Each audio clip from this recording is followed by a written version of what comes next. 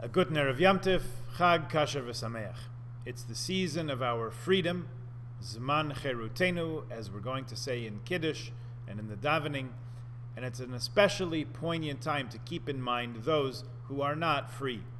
Evan Gershkovich is a journalist for the Wall Street Journal who was arrested in Russia last week and is being held in prison on charges of espionage. Even before Pesach is over, may Evan and those who are being held against their will experience the true liberation that we're celebrating at this time.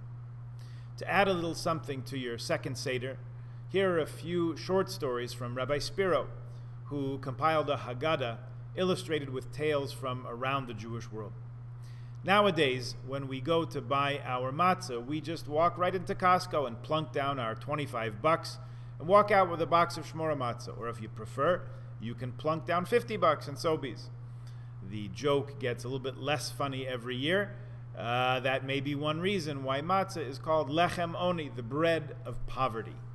Anyway, before modern times, when it came to us all in a box all ready to eat, Jews were involved in a very different degree in producing matzah. It was much more labor-intensive and involved from waiting until the weather was clear and the wheat was dry to harvest it, and then grinding it, and then kneading it, and baking it into brick ovens.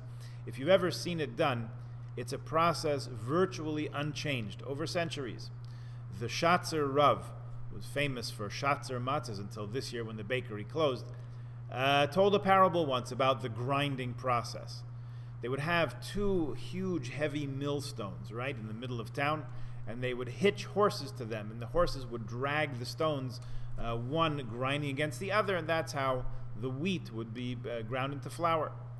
So in this tale that he told, one day, one of the horses looked up at its owner and started to speak. The horse said, "I don't get it.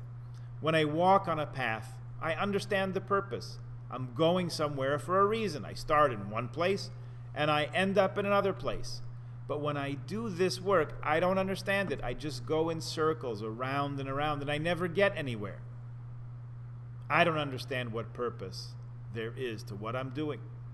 So the owner calmed him down by saying, "Fer daleh, do you think you're only walking in place because you don't understand how millstones work? I promise you, every step you take accomplishes something. Every step grinds wheat, which will be made into matzah to feed Jewish families on the holidays."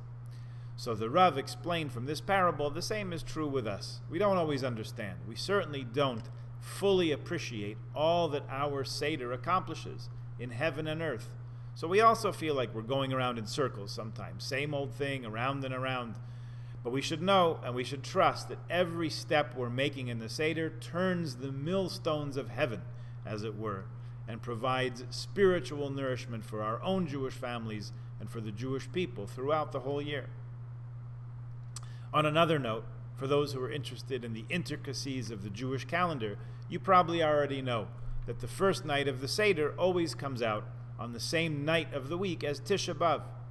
So, a Wednesday night, as the celebration of our freedom and liberation, is in some way parallel to the Wednesday night in the middle of the summer when we sit on the floor and mourn our exile and the destruction of the temple. On the afternoon before Tisha B'Av, we eat a meal before the fast consisting of a hard-boiled egg dipped in ashes.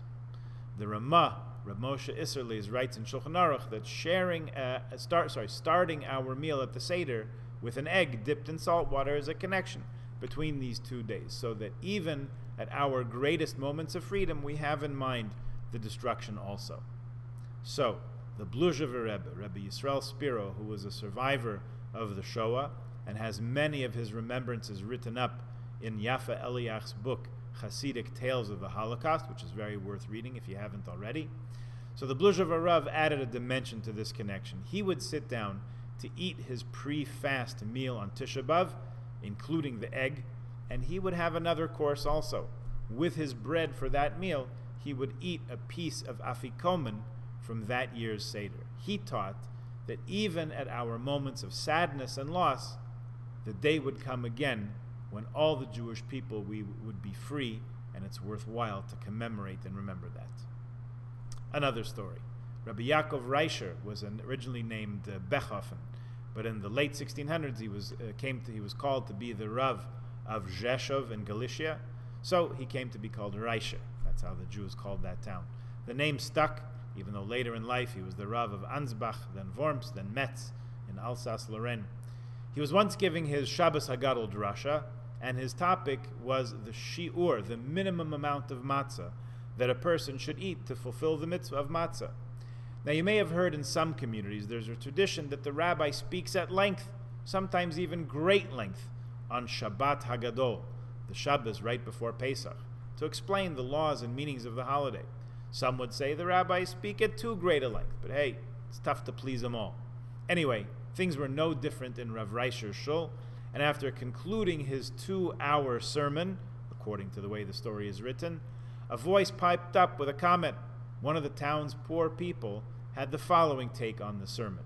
He said, "Rabbi, it really doesn't matter to me what the proper amount of matzah is, because I don't have any matzah or any other food to feed my family."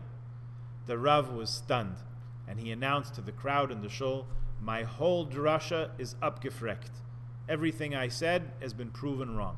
Let me revise my comments. The minimum amount of matzah necessary to fulfill this mitzvah is to ensure that every single Jew in this town has enough food and matzah and everything they need for Pesach." We see from this that it's possible for anyone, even the Shvus Yaakov, Rabbi Reischer, to miss the forest for the trees. We do tend to get so caught up in the minute details of cleaning and preparing and sedering that we might accidentally overlook the whole purpose that we're here for, which is really to take care of one another and to be a solid link in the chain of tradition. In our times, which are times of relative plenty and security for the Jewish people worldwide, it's been a more or less tranquil and secure half-century, or even more.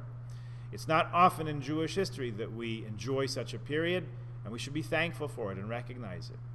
In recent months, it's become very fashionable for some Jews to criticize others, particularly in public, particularly Jews in our part of the world criticizing Jews in Israel.